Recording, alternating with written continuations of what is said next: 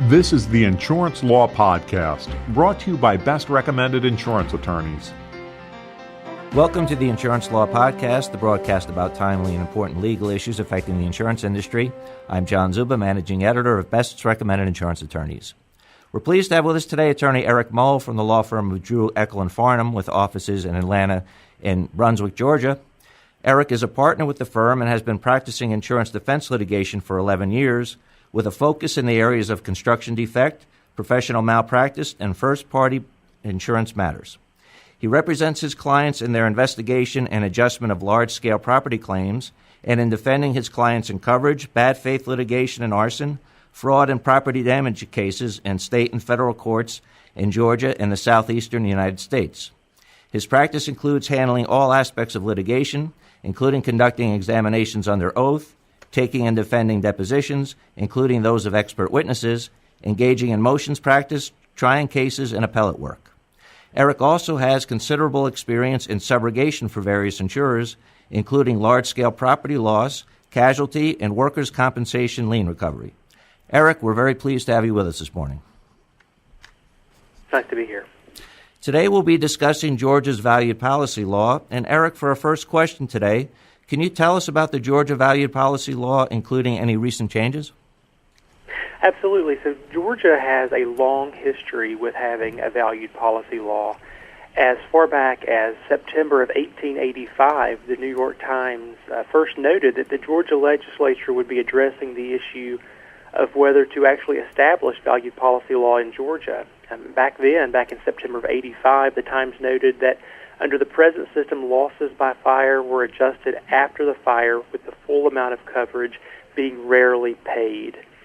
Georgia appellate courts stated interpretation of the reason that we have a valued policy law is to serve as a liquidated damages provision because after a loss, a homeowner's burden of proving the value of property loss is overwhelming. By 1900, Georgia was one of 16 states with some form of valued policy law, and today is one of 24 states, or over 24 states, that has or has had a valued policy law. Now, our current law is codified at OCGA 3332.5, and it has traditionally provided coverage when there is a complete loss by fire of a one- or two-family residential building.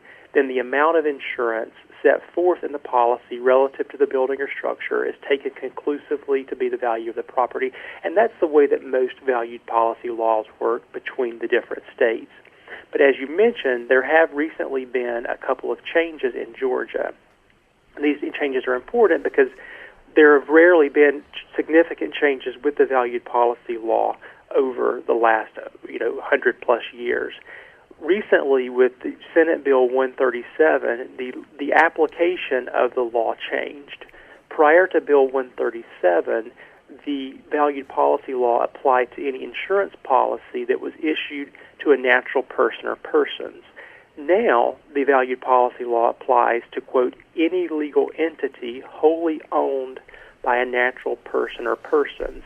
So in application, the law applies to corporations and other legal entities that are owned by one or more individuals. So that's sort of the background of our law and an overview of the recent changes.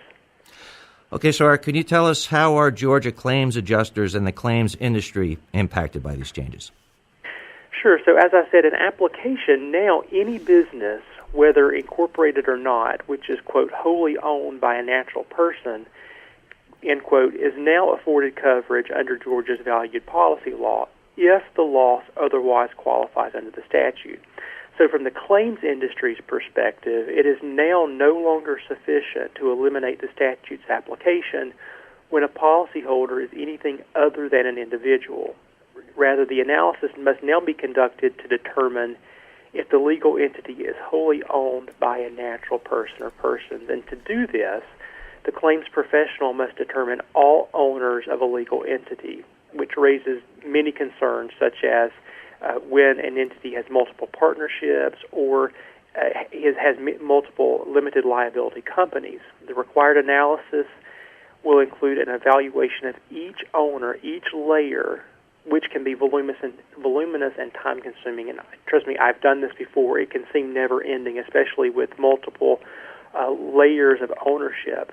Inevitably, questions arise such as how many layers of an insured's ownership structure an insurer must investigate in order to determine the ultimate ownership. But for now, what I recommend is that insurers develop a standard list of questions to discover and understand the ultimate ownership of an insured entity. And these questions should be addressed as early on in the claims handling process as possible once a determination has been made that there is a total loss. Now, that's what I recommend. I also note that insurers should understand that the recent changes do not otherwise affect application of the law. Georgia's valued policy law only applies when the insured premises are, for example, insured for specific limits. By expanding the ownership criteria from natural persons does not void the limitation that the insured property cannot be insured under a blanket form covering multiple properties, and that's important because traditionally or typically a corporation that owns multiple pieces of property will insure that property under a blanket form of coverage. Well, now the valued policy law affords coverage to those corporations, but it doesn't necessarily mean that when they insure under a blanket form that there will be a complete application of the valued policy law. Now, there was also a recent West Virginia case addressing valued policy law. Can you explain that case? Sure. So the recent case that you're referring to in West Virginia is Ashroff versus State Auto Property and Casualty Insurance Company. That was a case decided back last year by the West Virginia appellate courts. In that case, there was a fire that completely destroyed the insured's property, and the property and the policy were both covered under West Virginia's valued policy law. At the time of the loss, the property was vacant, and the policy had a vacancy provision that allowed the insurer to reduce the stated amount of coverage by 15%, which the insurer did. The insurer adjusted the claim, reduced the amount of coverage by 15%, and paid the balance to the insured. When that happened, the insured was not happy, and they filed a lawsuit asserting that the West Virginia valued policy law prevented the insurer from enforcing the vacancy provision when there was a complete loss caused by fire. So the issue presented to the appellate court was when a policy allows you to reduce coverage, but there is a complete loss and valued policy law applies, are you allowed to reduce the face value of the policy? And the West Virginia court found that the vacancy provision was enforceable. The court noted that the provision was favorable to the insured in comparison to standard fire provisions allowing complete denial of liability, and that the 15% reduction did not subject the parties to a factual dispute over valuation, but rather resulted in an anticipatory limitation regarding risk to a structure from extended vacancy. So overall, what states and jurisdictions will be impacted by this?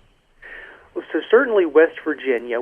This was a case in West Virginia, and it's controlling law in that state. But it is also very good persuasive authority in any state with a valued policy law, especially those states where the valued policy law is similar to that of West Virginia's. And finally, Eric, what should defense attorneys be aware of regarding this law?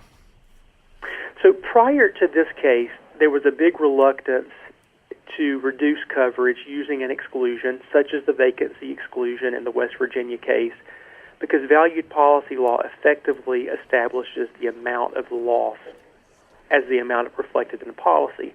Now, with the West Virginia case, we now have, as I said, strong persuasive authority establishing that it may be possible to reduce the amount of coverage when there's been a complete loss and not violate your state's valued policy law. So again, this is controlling authority in West Virginia, and attorneys practicing in this area should be aware of it, but they should also view it as a very good source of persuasive authority if you practice in a state with a valued policy law similar to that of West Virginia.